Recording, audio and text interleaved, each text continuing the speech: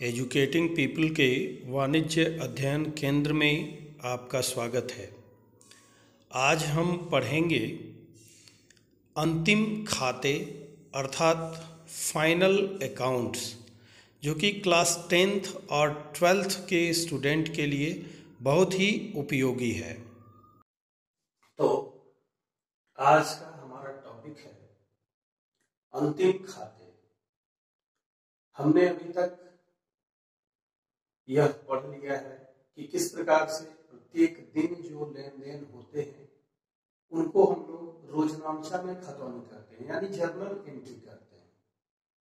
इसके पश्चात हमने देखा कि किस प्रकार से हम उस जर्नल एंट्री को अपनी सुविधानुसार महीने के अंत में या सप्ताह के अंत में या पखवाड़े के अंत में जैसा हम चाहें किस तरह से उसको हम खाता बही यानी लेजर में ट्रांसफर करते हैं, लेजर में उसकी पोस्टिंग करते हैं, खाता बही में उसको डालते हैं, खतौनी करते हैं। और इसके पश्चात साल के अंत में उस खाता बही से हम एक तलपट बना लेते हैं। आखिर इन सब का उद्देश्य क्या है?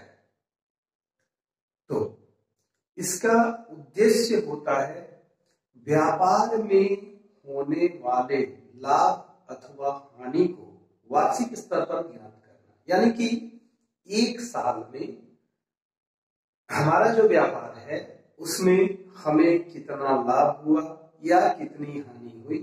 इसके अलावा हमारे पास जो संपत्तियां हैं, हमारे जो दायित्व हैं,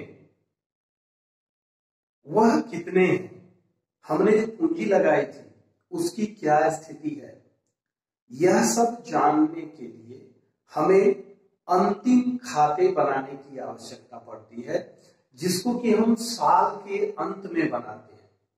यानी कि वर्ष के अंत में हम अंतिम खाते तैयार करते हैं अपने जर्नल यानी रोजनामचा, लेजर यानी कि खाता बही और ट्रायल बैलेंस यानी तलपट के द्वारा हम फाइनल अकाउंट्स यानी कि अंतिम खाते तैयार करते हैं। तो अंतिम खाते जो हैं इनके अंतर्गत हम दो तरह के खाते तैयार करते हैं या दो तरह के विवरण बनते हैं। पहला होता है आय विवरण और दूसरा होता है चिट्ठा या स्थिति विवरण, जिसको कि हम बैलेंस शीट कहते हैं। आय विवरण यानी कि इनकम स्टेटमेंट इसको कहते हैं, इनकम स्टेटमेंट। तो ये इनकम स्टेटमेंट हम बनाते हैं आय विवरण और दूसरा बनाते हैं चिट्ठा यानी कि स्थिति विवरण। तो आय विवरण के अंतर्गत फिर हम देख रहे हैं कि दो तरह के खाते हम बनाते हैं, एक व्यापारिक खाता और दूसरा लाभ हानि खाता। ये दोनों खाते एक साथ संयुक्त रूप में बनाए जाते हैं, लेकिन यहां पर हम पहले अलग अलग एक एक करके देखेंगे कि लाभ व्यापारिक खाता जो है उसमें कौन कौन से मद आते हैं, उसमें किन किन चीजों की एंट्री होती है और उससे हमको क्या मिलता है। फिर लाभ हानि खाता, ये तो स्पष्ट है कि लाभ या हानि निकालने के लिए बनाया जाता है। तो यहां पर भी हम देखेंगे कि इस लाभ हानि खाते में क्या क्या आइटम्स होते हैं, कौन कौन से मद आते हैं और उनकी एंट्री हम कैसे करते हैं, कैसे उनको हम खाते में लिखते हैं। और तीसरा जो हमारा बनता है चिट्ठा या स्थिति विवरण, यह वर्ष के अंत में व्यापार की संपूर्ण स्थिति का आईना होता है। यह दिखलाता है कि व्यापार की क्या स्थिति है वर्ष के अंत में। तो अंतिम खाते सबसे पहले हम देखते हैं कि किनको कहते हैं। तो यहां पर इसकी परिभाषा मैंने लिखी हुई है, आप इसे नोट कर सकते हैं। वार्षिक निष्कर्ष निकालने के लिए तथा लाभ हानि एवं व्यापारिक स्थिति ज्ञात करने के लिए जो खाते बनाए जाते हैं उन्हें अंतिम खाते कहा जाता जाता है। यहां पर ध्यान दीजिएगा कि वार्षिक शब्द है, वार्षिक निष्कर्ष निकालने के लिए, अर्थात एक वर्ष के अंत में व्यापार की जो स्थिति है वह ज्ञात करने के लिए हम क्या करते हैं, जो खाते बनाते हैं। कौन कौन से खाते बनाते हैं? व्यापार खाता, लाभ हानि खाता और चिट्ठा। तो इनको हम क्या करते हैं, अंतिम खाते कहा जाता है। तो आइए सबसे पहले हम बात करते हैं व्यापारिक खाता की। यहां पर आपने देखा कि सबसे पहले अंतिम खातों के तहत जो खाता बनता है, जो खाता तैयार किया जाता है, वह होता है व्यापारिक खाता। तो सबसे पहले हम देखते हैं कि ये व्यापारिक खाता क्या होता है, इसको हम कैसे बनाते हैं, कौन कौन से मद व्यापारिक खाते के अंतर्गत आते हैं और व्यापारिक खाते का शेष क्या कहलाता है। तो सबसे पहले हम इसकी परिभाषा को देखते हैं। व्यापारिक खाता का अर्थ है एक ऐसा खाता जिससे माल के क्रय विक्रय के द्वारा सकल लाभ या हानि का ज्ञान होता है। यानी कि व्यापारिक खाते में माल के सौदे से संबंधित, सौदा मतलब क्रय या विक्रय, तो व्यापारिक खाते में हम क्या करते हैं कि माल के सौदे से संबंधित जो भी विवरण होते हैं उनको वांछित पक्ष में रखते हैं। आपको पता है कि प्रत्येक खाते के दो पक्ष होते हैं, एक डेबिट और दूसरा क्रेडिट, ये आप पढ़ चुके हैं। तो जैसा होना चाहिए, जिधर होना चाहिए, माल के क्रय अथवा विक्रय से संबंधित जो भी मद है वो या तो डेबिट होंगे या फिर क्रेडिट होंगे। तो उसको डेबिट और क्रेडिट में रखते हुए हम सकल लाभ, जिसको कि हम ग्रॉस प्रॉफिट कहेंगे, ग्रॉस प्रॉफिट या ग्रॉस लॉस, तो सकल लाभ या हानि हम ज्ञात करते हैं। यानी कि व्यापारिक खाते का जो शेष होता है वह सकल लाभ अथवा सकल हानि यह दर्शाता है।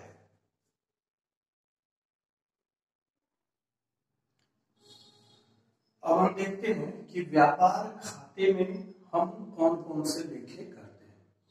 तो अर्थात व्यापार खाता में किन किन मदों की प्रविष्टि हम करते हैं, कौन कौन से ऐसे खर्च हैं या कौन कौन से आय हैं जिनको कि हम व्यापार खाता में लिखते हैं।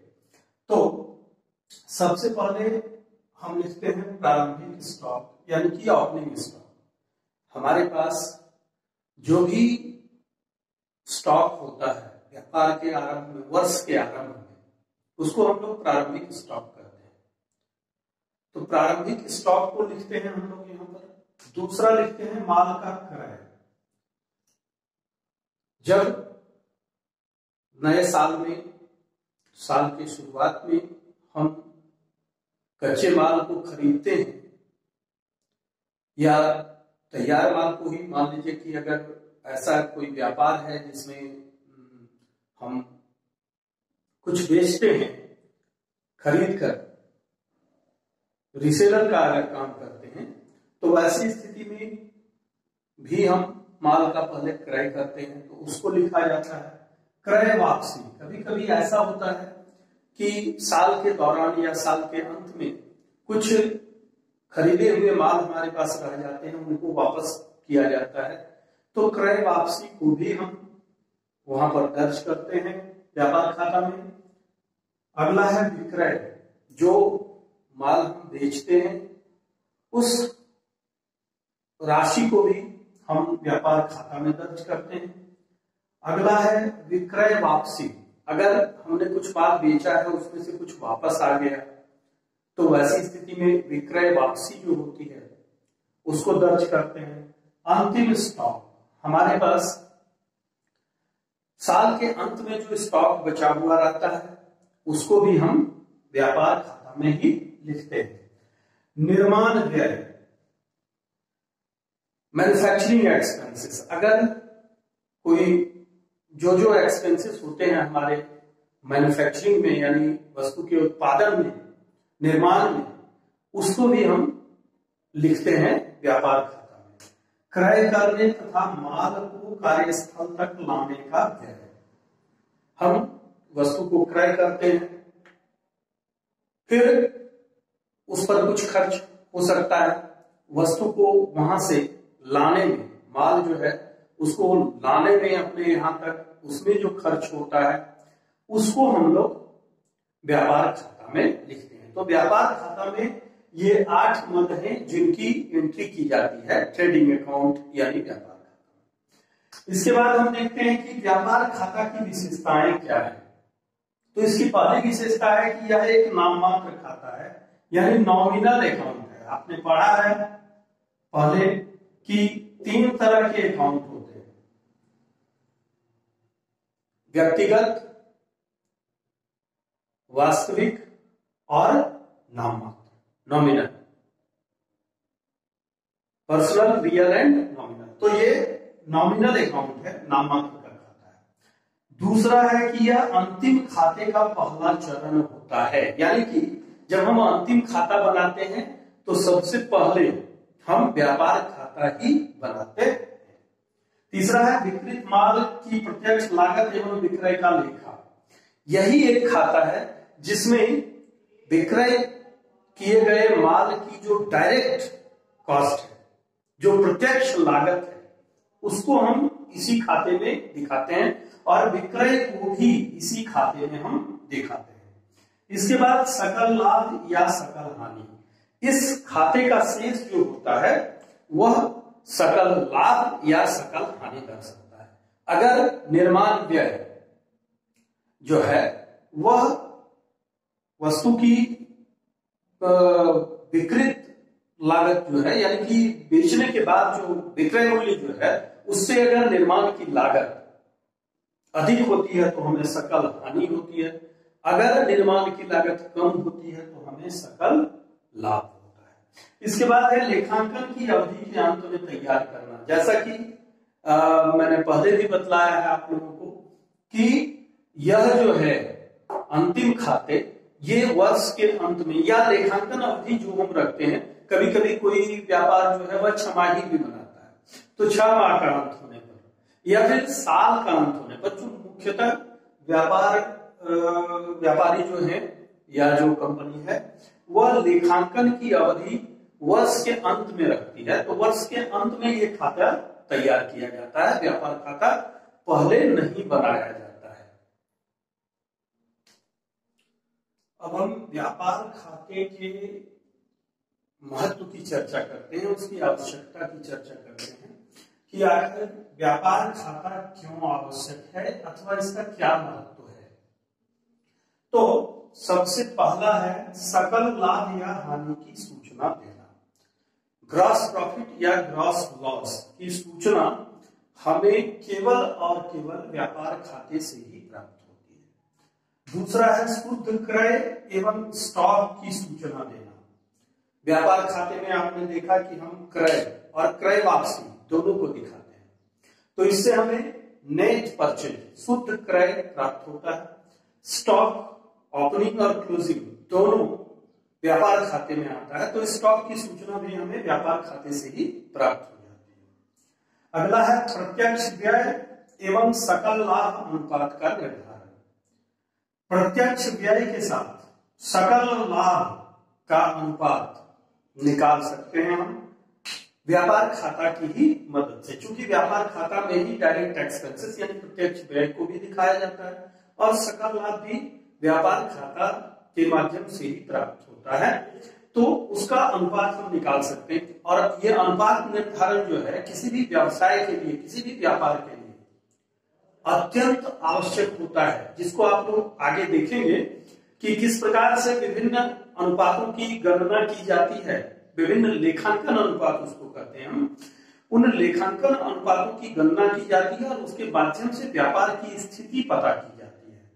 तो इससे हम प्रत्यक्ष व्यय और सकल लाभ अनुपात का निर्धारण कर सकते हैं, जो कि एक महत्वपूर्ण अनुपात है।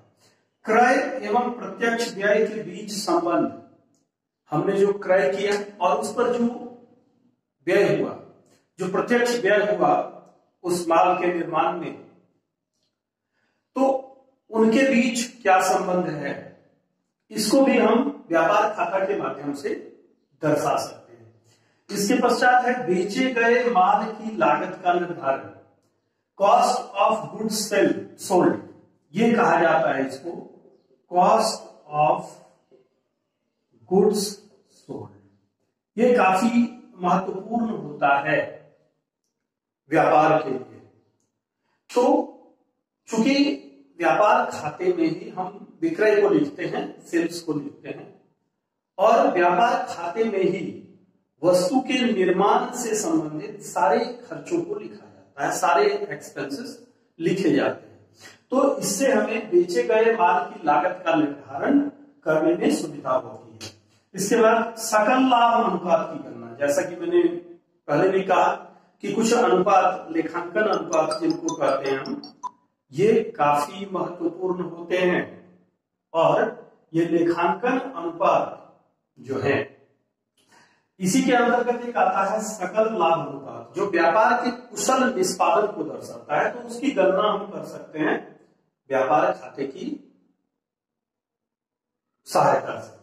इसके बाद विक्रय विभाग की कुशलता का मूल्यांकन, चूंकि प्रत्येक वर्ष विक्रय किया जाता है, प्रत्येक वर्ष के विक्रय को हम उस वर्ष के व्यापार खाते में लिखते हैं। तो 2-3 वर्षों के विक्रय की हम तुलना करें, पिछले कुछ वर्षों के विक्रय की तुलना करें, तो हमें यह स्पष्ट रूप से पता चलता है कि हमारा विक्रय विभाग कितना कुशल है। स्टॉक की स्थिति का विश्लेषण, स्टॉक की क्या स्थिति है, कितना स्टॉक है, आरंभ में कितना था, कितना विक्रय हुआ, कितना क्रय हुआ, कितना होना चाहिए, क्या स्थिति है अभी स्टॉक की, इसका विश्लेषण हम पूरी तरह से व्यापार खाते के माध्यम से कर सकते हैं। इसके पश्चात है व्यापारिक कार्य की सफलता का मूल्यांकन। हम जो व्यापारिक कार्य, जो क्रियाकलाप होते हैं, वह कितना सफल है, इसका मूल्यांकन करने के लिए व्यापार खाता ही सर्वोत्तम उपाय है। कहने का तात्पर्य यह है कि केवल इसके सहारे ही, व्यापार खाता के सहारे ही हम व्यापारिक कार्य की सफलता का मूल्यांकन कर सकते हैं।